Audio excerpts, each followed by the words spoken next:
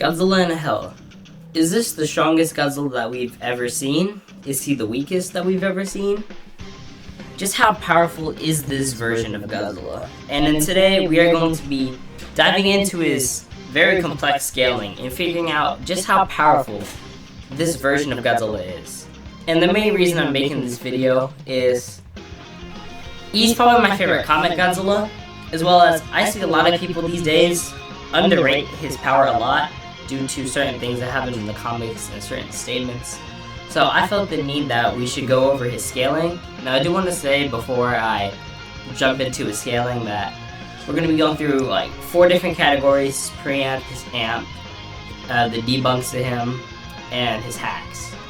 I do want to say thank you to Rodan Gaming on Discord for some scaling. I know that not all this is scaling and this is some like Moss and all that, but I do want to say thank you for some of the scales on here. But anyway, I was going to jump straight into the scaling of this powerful version of Godzilla. Now, for starters, in issue 2, Godzilla and Space Godzilla were shown to be fighting, and during the fight, they blew up the planet by both their beams clashing into each other. Now, not only did the clash destroy the planet, but it was also stated by Buster Moon himself that the explosion radius probably reached the moon, and for the explosion to reach the moon, this would result in at least dwarf-style level AP. And this would at least be large planet level for both Space Godzilla and Godzilla's AP. However, Godzilla should fully scale to this since he is, surviving this. And I know a lot of people are like, hold a minute, but he died to the explosion. And that's actually incorrect, because it's actually said that Godzilla is actually incapable of being killed due to the restrictions of Toho because of the TriStar 1998 film. So this means that Godzilla is incapable of dying in any way at all, meaning he cannot be killed by this dwarf star level attack, so he should scale to the full extent of the AP. And that's pretty much all we have for the preamp. We really don't have anything else, other than the fact that he could be a cloned version of himself in the first issue, and just use a nuclear pulse and things like that. But other than that, there aren't really any impressive feats from their statements. Now, in this next part, in the amps issue, I should say, issue 3 and up, this is where the scaling is going to get very complex, and where the scaling becomes really confusing for a lot of people. So I'm going to try and keep this as consistent as possible. Now, once we get into issue 3, we see Godzilla's first view of God Mountain. And once he sees God's Mountain, he actually requests Godzilla's help in his battle against Hell. But Godzilla declines. And because of him declining, God Mountain opens a portal to Hell and sends Godzilla there. And once we reach Hell, we get a look at Space Godzilla, who became infused with the devil Lucifer. And Godzilla and Space Godzilla start to clash again down in the depths of Hell. And as they fight, a portal opens up, and the angels from heaven give Godzilla an amp. And this amp allows Godzilla to one-shot Space Godzilla, and then Godzilla proceeds to one-shot God Mountain. And this is where the scaling is going to get confusing, but I'll do my best to keep it consistent, as I already stated before. So for starters, Buster Moon stated that he doesn't personally think that Godzilla killed God in that instance, but instead destroyed a portal that was the connection between him and God Mountain. However, it is more consistently stated that Godzilla actually indeed killed God on multiple occasions.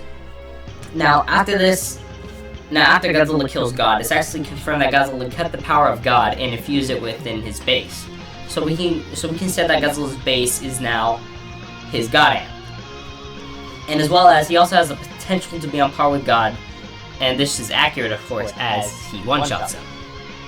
And now that we've gone over Godzilla power in issue 3, let's talk about, where this all actually scales him. Now we know he's above God, but where exactly does God Mountain actually scale? Now, the IDW Godzilla cosmology contains an infinite amount of timelines, alternate dimensions, with various changes and endings to every story. But sometimes each issue being in a different universe of which there's an infinite multiverse. Heaven, Hell, and the real world are all considered different space-time continuums, and Hell itself is a macrocosm as it holds different pocket dimensions and realms. Now, this will grant a multi-plus cosmology, but you might be wondering why this is all important to Godzilla's scaling. Well, for starters, We saw Godzilla, of course, one-shot God, but God is also stated to have created the entire IDW Godzilla multiverse, which would include the cosmology. And God is also stated to view the material realm as finite and himself as infinite. So, if he views a multiversal plus cosmology as finite and himself as infinite, that would put his power at infinite 5D. However, you can actually upscale the cosmology. Well, I shouldn't say cosmology, but you can actually upscale the scaling for Godzilla and God Mountain higher. And you might be asking how, and that's due to the Godzilla X Power Rangers crossover. Now, the reason that this can be upscaled to 6D is because we know that the Power Rangers cosmology connects to the Godzilla cosmology. And inside the comic, they also explain that it contains countless worlds, which would be, once again, multiversal plus. But it also contains Lord Dracon, who also destroyed the Morphing Grid. And the Morphing Grid is a plane of existence that is unbounded by the infinite Power Rangers multiverse, which would have no effect on it given the grid 5D that Dracon destroys. So this would give Lord Dracon 5D. And you might be wondering, well, how exactly does this apply to God and Godzilla himself? Well, there's also one more thing that gives the grid 5D before I go over it. The grid is also unused to interacting with 4D dimensions, giving it once again 5D because if it's not used to interacting with 4D planes, then that itself should be a higher existence. And now you might be wondering how this gives, a higher scale to Godzilla and God. But since Lord Dracon is a 5D being that exists within the cosmology, and God views that cosmology as finite and himself as infinite, that would put him actually at 6th dimensional. So Godzilla and God being at 6th dimensional is actually a pretty good feat, because no live action Godzilla reaches 60, except for maybe Heisei and Destroya, but I might cover that in a later video. But once again, that is 6th dimensional, and we're going to continue with the scaling. Now, one more thing for Godzilla in Hell's Amp in issue 3 is that Godzilla is stated to be able to destroy the entirety of the IDW universe. Now, this can be interpreted as two different things, and the first argument is that by destroying the entirety of the IDW universe, this is actually the IDW Megaverse that the author is speaking of, which would actually include Transformers that are extremely powerful, as well as a bunch of other verses. And the second argument is that this could just be referring to the IDW Godzillaverse, which I think is more consistent, since we already know that God created the entire IDW Godzilla multiverse. So I think in this instance it should be referring to that. But if you want to go with the entire IDW Megaverse, that is completely fine. So overall, we have infinite 5D to 6D scaling for Godzilla In Hell, which is pretty impressive. Now I do want to say, before we move on to the debunks and his hacks, I do want to talk about how he can actually get higher than 6D. Now, if you guys know the Super Robot Wars Godzilla anime and games, there's actually some 10 to 11D scalings, due to there being 10th and 11th dimensions existing within the verse. And you might be wondering how this exactly amps Godzilla In Hell scaling. Well, I should say that you guys know the building that killed Godzilla? And how everyone says that it's a large building? Well, the building is actually stated to upscale the entire Godzillaverse as it's Godzilla's greatest opponent that he's ever faced. So this would actually include the SRW Godzilla series, which include 10 and 11D dimensions. Now these dimensions are actually referred to extra dimensional and exist on a different dimensional axis. So this could actually upscale Godzilla In Hell and God to 10 to 11 dimensional or high complex multiversal, if you want to go with the building upscaling feat. And I know you guys might be thinking that it is actually insane that any Godzilla reaches that. But when you actually dig deep in Godzilla In Hell scaling, you can actually get even higher. However, those scales are kind of private right now because I can't let a lot of people hold on to those scales. So maybe at a later date in the future, I will show you guys these scales. But for now, you can make arguments of infinite 5D to 6D and even 10 to 11 dimensional. And now we're gonna move on to Godzilla In Hell's debunks, which I think are just the stupidest part of Godzilla, because these debunks are just... They're just stupid. And the first one, we kind of already covered in the first, 3 minutes of the video. And this is the planet explosion feat. And this is actually a pretty simple rebunk, and we've already gone over this. But, one, it's not a planet. It's dwarf star, which doesn't really matter all that much. And two, this is before Godzilla receives his amp. And three, we already stated Godzilla isn't allowed to die at all in the comic. So if he's not allowed to die at all, he can't die to this dwarf star level explosion.